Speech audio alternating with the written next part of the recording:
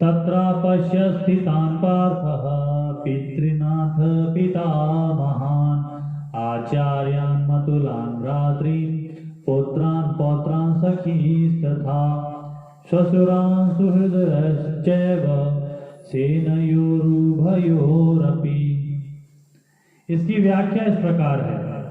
जब भगवान ने अर्जुन से कहा कि इस रणभूमि में इकट्ठे हुए कुरुवंशियों को देख, तब अर्जुन की दृष्टि दोनों सेनाओं में स्थित अपने कुटुंबियों पर गई। उन्होंने देखा कि उन सेनाओं में युद्ध के लिए अपने अपने स्थान पर भूरिश्रव आदि पिता के भाई खड़े हैं, जो कि मेरे लिए पिता के समान हैं। भीष्म, सोमदत्त आदि पितामह खड़े हैं। द्रोण, कृप आदि आचार्य, विद्या पढ़ाने वाले और कुलगुरु खड़े हैं। पुरजित, कुंती भोज, शल्य, शकुनी आदि मामा खड़े हैं।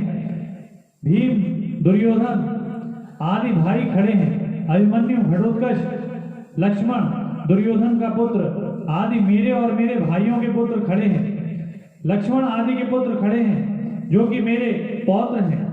दुर्योधन के अश्वत्थामा आदि मित्र खड़े हैं, और ऐसे ही अपने पक्ष के मित्र खड़े हैं। द्रुपद, शैब्य आदि ससुर खड़े हैं। बिना किसी हेतु के अपने अपने पक्ष का हित चाहने वाले सात्विकी, कृतवर्मा आदि सुहृदय भी खड़े हैं। अपने सब कुटुंबियों को देखने के बाद अर्जुन ने क्या किया, इसको आगे के श्लोक में कहते हैं। तान् समीक्ष्य स कौन्तेयः सर्वबन्धूनवस्थितान् कृपया परयाविष्टो विषीदन्निदमब्रवीत्। इसकी व्याख्या इस प्रकार है। पूर्व श्लोक के अनुसार अर्जुन जिनको देख चुके हैं, उनके अतिरिक्त अर्जुन ने बल्हिक आदि, प्रपितामह दुष्यद्युम्न, शिखंडी, सुरथ आदि साले, जयद्रथ आदि बहनोई तथा अन्य कई संबंधियों को दोनों सेनाओं में स्थित देखा। स कौन्तेयः कृपया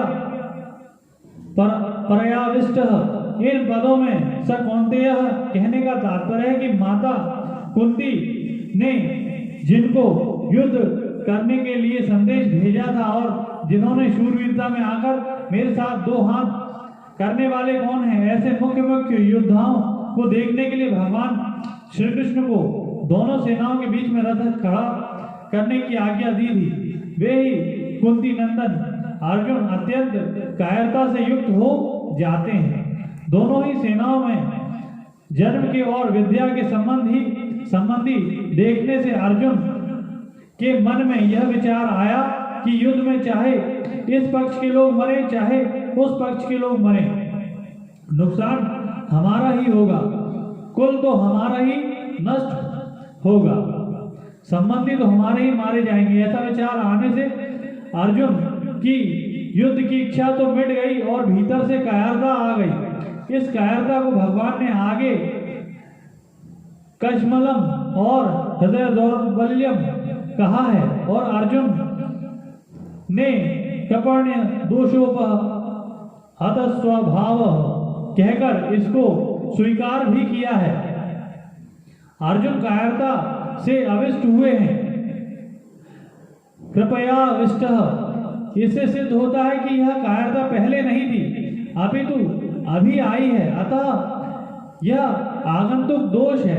आगंतुक होने से यह ठहरेगी नहीं, परंतु शूरवीरता अर्जुन में स्वाभाविक है, अतः वह तो रहेगी ही। अत्यंत कायरता क्या है? बिना किसी कारण निंदा, तिरस्कार, अपमान करने वाले, दुख देने वाले, वैरभाव रखने वाले, नाश करने की चेष्टा करने वाले दुर्योधन, दुशासन, शकुनी आदि को अपने सामने युद्ध करने के लिए खड़े देखकर भी उनको मारने का विचार न होना, उनका नाश करने का उद्योग न करना, यह अत्यंत कायरता रूप दोष है। यहाँ अर्जुन को कायरता रूप दोष ने ऐसा घेर लिया कि जो अर्जुन आदि का अनिष्ट चाहने वाले और समय समय पर अनिष्ट करने का उद्योग करने वाले हैं, उन अधर्मियों पापियों पर भी अर्जुन को करुणा आ रही है। गीता पहले अध्याय का 35वां और 46वां श्लोक, और वे क्षत्रिय के कर्तव्य रूप अपने धर्म से च्युत हो रहे हैं। युद्ध के परिणाम में कुटुंब की, कुल की, देश की क्या दशा होगी, इसको लेकर अर्जुन बहुत दुखी हो रहे हैं।